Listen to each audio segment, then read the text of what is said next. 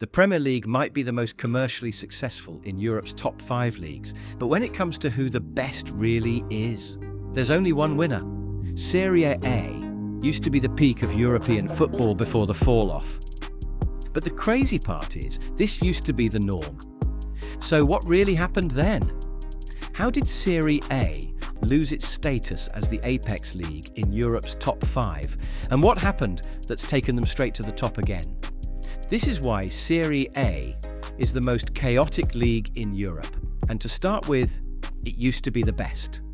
90s football, there was only one place where all the stars were in. Zinedine Zidane, Ronaldo Nazario, Cafu, Maldini, Nesta, Clarence Seedorf, Marco van Basten, Frank Rijkaard, Roberto Baggio, George Weah. These aren't just some of the greatest players of the 90s. These and many more stars also played week in and week out in Serie A. It even continued into the 2000s. More global names joined the league. Serie A teams didn't just play exciting football. They were always favourites to win Europe's main club competition, the Champions League. From 2000 to 2007, Milan and Juventus played in an all-Italian final in 2003. Milan got to the final in 2005 and lost to Liverpool after that extraordinary game in Istanbul, before winning the repeat of that final 2 years later in Athens. Even before that, in the 90s, Milan reached 3 Champions League finals in a row. Juventus did the same 3 times as well. Teams like Sampdoria, Parma, and Lazio all won European trophies, but 2007 was also a dark year for Italian football. It marked the shift in the balance. See, guys, Serie A was that good because, unlike most teams where they had 1 or 2 super teams, by this we mean a duopoly of teams challenging for the title, in Serie A it was extremely competitive. Milan had incredible names. The same with Inter. Roma, with captain Francesco Totti, was always in and around the mix. Juventus, Fiorentina, Parma, Lazio. That's 7 teams who could at least maintain a genuine push for the title past the halfway mark in the league. It's why almost every big name during this era wanted to play in Italy. But post-2007, the balance shifted. The league dipped in commercial value. English football had taken over thanks to its rise in TV revenue and streaming services. There were warning signs, but it peaked in 2010, the final shot. On one hand, it was an Inter Milan masterclass led by Jose Mourinho that took Inter to the final after beating Barcelona in the semis 3-2 on aggregate. But to the purists watching, there was a seismic shift. You could see in that period, in that semi-final, that Italian football was ending. Inter needed a huge amount of defensive effort and luck to survive that semi-final against Barca, the top ones knew. Suddenly there was a new order. Everyone wanted to leave Italy. The biggest names played in Spain. Mourinho left Inter. English clubs had become more attractive. The top 4 of Manchester United, Arsenal, Chelsea and Liverpool at the time started gaining more global appeal, and Serie A fell. Think of this as the dark period for Italian clubs. They couldn't compete anymore with the best in Europe. But coming down to the league itself, a monopoly had emerged. Juventus became the shining light in Serie A. They were different. In September 2011, they became one of the very few teams to have their own stadium, the Juventus Stadium, before it later became the Allianz Stadium for commercial reasons. Under Andrea Agnelli, Juventus became more than just a club. They became a symbol. You see, building their own stadium allowed them to have extra resources and revenue from match-day ticket sales. And in turn, under Antonio Conte at first, the old lady became the most dominant team in Serie A. 9 consecutive Scudettos. In that 9-year title-winning run, Juventus reached 2 Champions League finals in 2015 and 2017. They were by far the most dominant team in the league. And at this point, it would have been crazy to call Serie A the best league, when it was really just a one-team monopoly, until 2020, when Juventus fell. And suddenly Italian football was back again. Juventus lost its grip on Serie A. The teams around them got stronger, and while this was bad for Juventus, it was good for the rest of the league. This brings us to the present day, and we're in a situation where all of a sudden, Serie A has genuine shouts to claim to be the most chaotic league in Europe's top 5 system. So how then? Well, for starters, nothing is a guarantee in the league anymore, not especially the title. Over the past 5 seasons, 4 different clubs have won the Scudetto. Juve in 2020, Inter Milan in 2021, AC Milan in 2021-22. Napoli in 2022-23. Inter won it again in the 2023-24 campaign. Then Napoli reclaimed the crown last season. As crazy as this is, this doesn't even tell the full story. Serie A title races over the past few seasons have been insane. Napoli and Inter, for example, took the fight for the league title to the final day of the season in what was a gripping race. Both teams needed to win, and with each having kickoffs at the same time. Not just fans of both clubs, but generally fans around the world tuned in to find out who'd win the league. The same happened in the 2021-22 campaign as well. Both Milan clubs took the fight for the league title into the final day of the season, before Milan's win at Sassuolo clinched a first league title in 11 years. It's been an interesting tale of firsts in the league as well. The league legit went from Juventus winning 9 in a row to both Inter, Milan and Napoli having their first league titles in decades. And when you compare this to the rest of Europe, it stands out. You'll find out how in a couple of seconds, but first, be sure to hit that like button and subscribe to Mr. Football for more videos like this. Take the Premier League, for example. Over the past 5 seasons, it's been near complete dominance from Manchester City. Liverpool won the league for the first time in 30 years in 2020.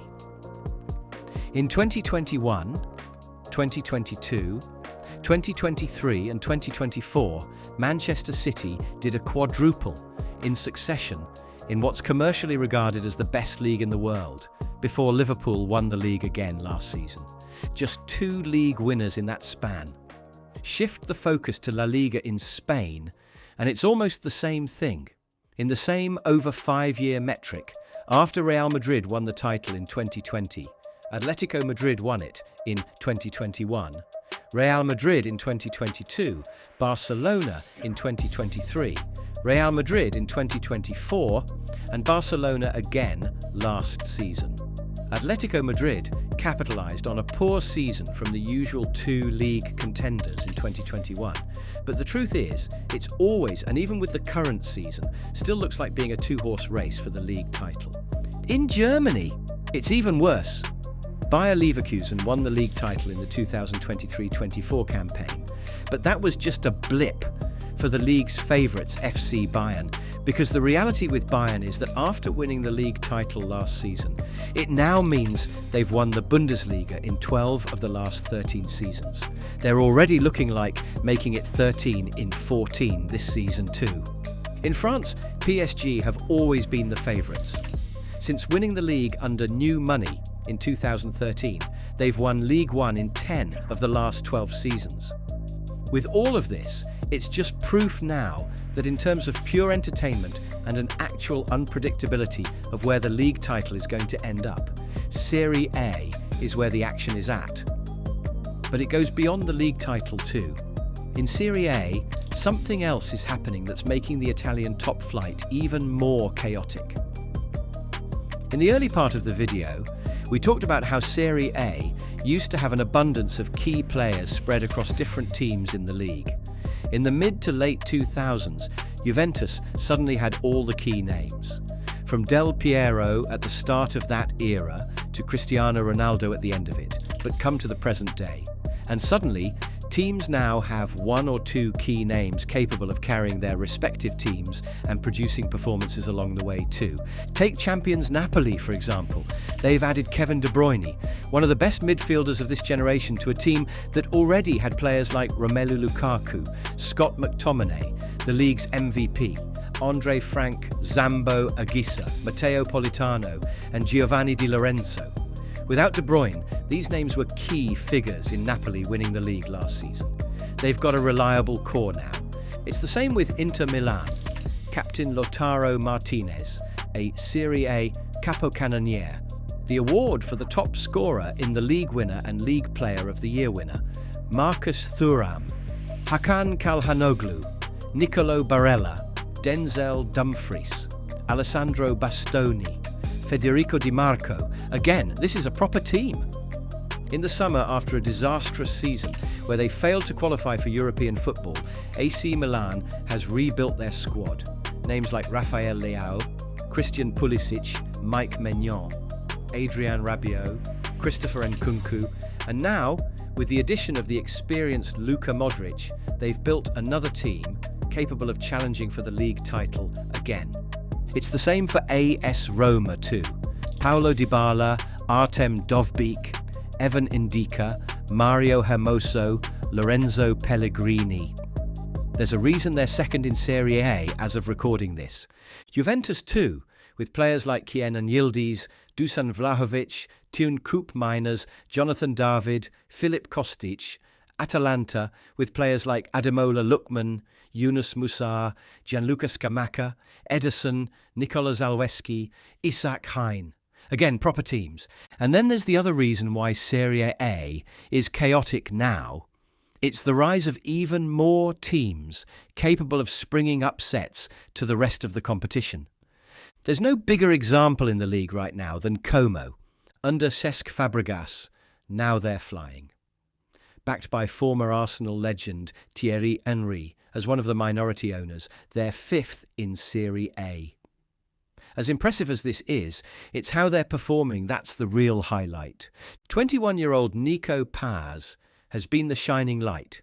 He's, as of recording this, bagged the most goal contributions in the league, 4 Man of the Match awards and 2 Rising Star of the Month awards, the award given to the best young player of the month in the league. Beyond him, Como has been building a team. The experience of players like Alvaro Morata, Sergi Roberto and Alberto Moreno, youngsters like Nico Paz, Maximo Perrone and Martin Baturina, and an exciting blend of experience and youth. Ultimately, Serie A is only going to get even more competitive. We've seen this chaos back on the European stage now. In 2023, the league made history by having 3 teams from the top flight all competing in the finals of the European competitions that year. Inter in the Champions League against Manchester City, AS Roma in the Europa League against Sevilla, and Fiorentina in the Europa Conference League against West Ham. They may have lost all finals, but the performances from Italian teams in Europe now suggest that they're back. Last season, Inter Milan made it to the final of the Champions League against PSG. Yeah, they did get thumped 5-0, but on the road to getting there, they played an epic 7-6 aggregate win against Barca over 2 legs, knocked out Bayern in the quarter-finals. There's enough to suggest that Serie A is back. The league is competitive again, and it'll be interesting to see who wins it in May. Lilian Thuram will be hoping it's either one of his sons, Marcus Thuram, playing for Inter, or Kefren Thuram at Juventus. Crazy how both siblings would be fighting for the league now. And speaking of siblings in football, I'd bet you didn't know there's an entire list of siblings in the game you probably didn't know existed. It's all in the next video.